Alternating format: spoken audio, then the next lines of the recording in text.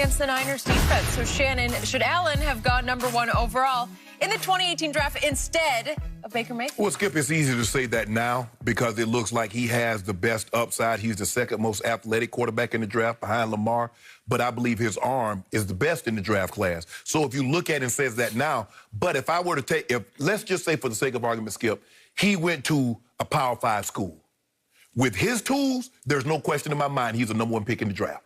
No question in my mind. But it was because he went to Wyoming. Because, Skip, I mean, you see the throws that he's making. He can move and throw the ball on the move like a much smaller. You don't realize how big he is. He's 6'5" and a half, easy 240, and he has a cannon for an arm. He does.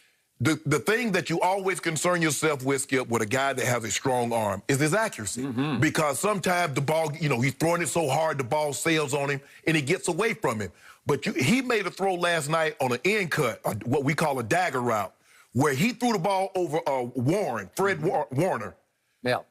Skip, not very many quarterbacks can make that throw. Not very many quarterbacks have the moxie to say, you know what, I can get it there. And when you look at him, his legs, his ability to throw on the move, the ability to throw in the pocket, to get off a script, Skip, knowing what we know now, it's easy to say that. But I believe had he gone to a Power 5 school, he would have been the #1 pick in the draft. And that was the only reason that he wasn't, is because he went to Wyoming. He's from Ohio State, Michigan, or one of these, like I said, any Power 5 school. With that kind of talent, Skip, he's going #1. He's going #1. He's Drew Bledsoe. More athletic, big arm, because Skip, Drew could throw it 80 yards, but he's more mobile than Drew. Way more. So, yeah, Skip, I'm impressed. I mean, he has the third time this year, Skip, he's had 3 games with 375, 3 touchdowns, and no interceptions. Yep. You talk about Big Ben in the MVP discussion, you might need to mention him. Okay, so I told you before the year, I love the Bills. I wish I'd had the guts to pick the Bills to win the AFC because I picked Lamar and company just because I thought they were due. They were right on the precipice, and I thought it was going to be Lamar's. You picked them as a playoff team? I did. You want to pick the Bills to win the AFC? The whole shebang? Yeah. Get to Tampa. No, I was thinking about it before the year. I told you that on opening day, whenever we picked, on the Friday before the opener. Okay, now back to Josh Allen. He had an extraordinary game last night. That's just like you didn't do a whole lot wrong in that game. He didn't. The knock on him, the concern that I still have about him is his accuracy because the arm is so big. And I watched him one game at Wyoming. I think it was against Boise State. I think it was, but now I'm not sure about that. Right. But he was shaky. His body language was shaky. He wasn't sure of himself. So his rookie year, he completed 53% of his passes, not good enough. Not good. But he improved to 59% a year ago, not bad. Right. Working hard on it. Right. And now he's all the way up to 70%. I think it ranks 4th in the league right now. You can live with that. That'll work. Yeah.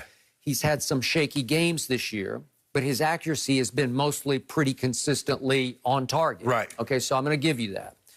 But I'm not going to back off on Baker because Baker has turned it back around. So I'm going to stick with what I thought before the draft. You might move Josh Allen up however high you want to. Right, because he went 7th, so you say you take him 2nd. Okay, you would. And you like Sam Darnold. I didn't, but now I think we're both pretty much still out on Sam Darnold, right? I'm more out on Adam Gase than I am Sam Darnold. Well, you could make that case. But obviously, Josh Allen was the second, to me, just barely the second best quarterback in the draft. So let's look at what has happened to Baker Mayfield. He had a terrific rookie year. I look at the Pro Football Focus grade. You hate Pro Football Focus right now, but again, their rookie grade on him was one of the best they've ever had for a rookie in limited time. Right. But he has faced and had to live with and deal with coaching chaos right from the start. Hugh Jackson says during Hard Knocks his rookie year, I know you're the first pick in the draft, but you're not going to start for me. I'm going with Tyrod. Remember this? Yes. And then Hugh ends up getting fired sort of midstream, and then Baker's furious with Hugh, and he's pointing at him when they're winning at Cincinnati. And Baker had a terrific finish to his rookie year. And then all of a sudden, the spokesman for Progressive Insurance went regressive in his second year. And I'm going to attribute most of that decline, precipitous decline, to Odell. Oh, I thought you were giving to Freddie K. Nope, that didn't help. But Odell Beckham Jr. joins the Browns, and look, Baker idolized Odell.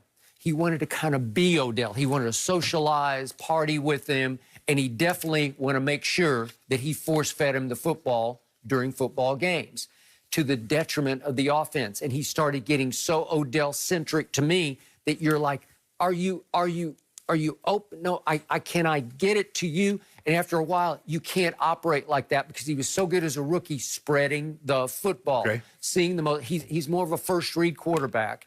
He is mobile, and he's starting to figure out how to be more pocket mobile just by staying in the pocket and buying a little bit of time. But look at these numbers. So Odell's with him for the 16 games last year, and they both played 16 games, and Baker was, as you know, horrendous. Correct. Then we come to this year, and the first 6 games, Baker was still horrendous with Odell.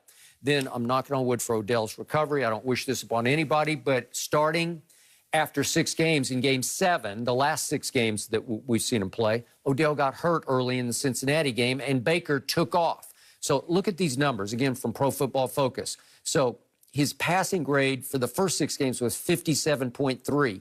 It's all the way up for the last 6 games to 90.6. So he went from 4th worst to 3rd best in the league, says Pro Football Focus. 2 of those games against Cincinnati. Okay, and he just lit them up twice. With he had a 98 and 97 QBR against Cincinnati. I give you that. Now, Tennessee, I'll give you Tennessee. I know. But now his what they call big-time throws, he went from 20th in the league to 2nd in the league in the last 6 games in big-time throws. And you hate these stats, but turnover-worthy plays, he was 3rd to last in the first 6 games. Now he's all the way up to 6th in turnover-worthy throws. So something has completely flipped. A switch got flipped.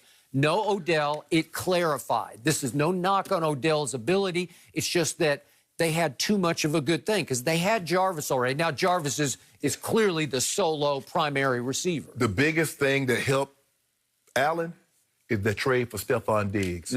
For sure. No, he loves Stephon. He trusts him. And well, you know what else? Oh, Measley Beasley. I don't know if you've been watching, but Beasley cooking. Is he? He got the most touchdowns for somebody 5'8" or shorter receiving touchdown. He threw him 11 balls last night, and Measley caught 9 of them for 130 yards. He had 100 and something at the half. So I think that was the biggest addition. We miss you, Cole. Yeah, no, we're good.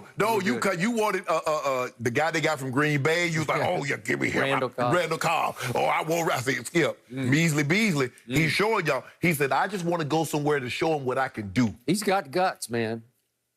That was the biggest Skip. But for me, so you believe that Baker has a bigger upside than Josh Allen? I do, and it's on.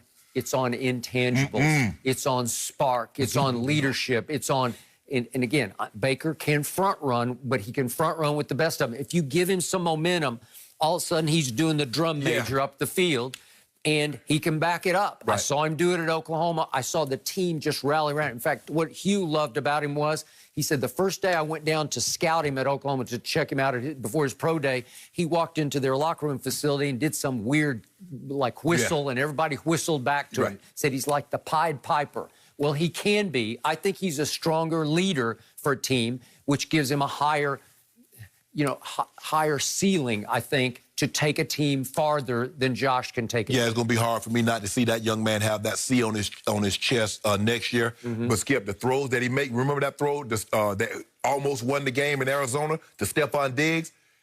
Skip, he can fly that throw. And I mean, he's perfect for Buffalo because you already know Buffalo will get some terrible weather.